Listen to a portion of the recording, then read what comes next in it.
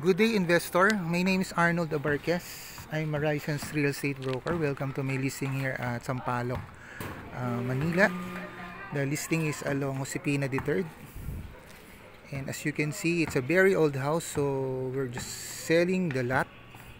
The area is 286 square meters.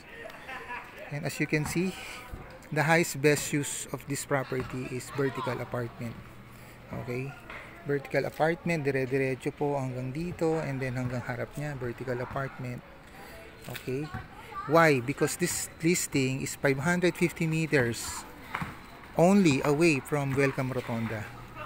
Okay, that is the PLDT antenna and Sun Residences of SMDC. So nandito po yung E. Rodriguez, nandiyan yung Espanya, and because of its proximity to that places, the schools, hospital, the rental is high. The demand for rental is high in this area. So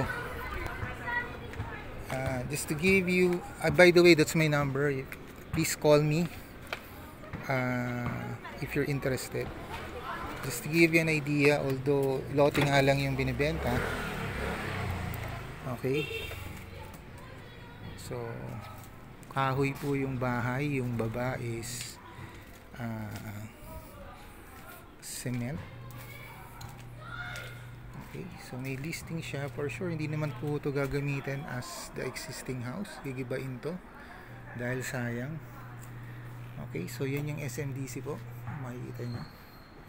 Ito yung harap niya. So guys, if you're interested, please let me know.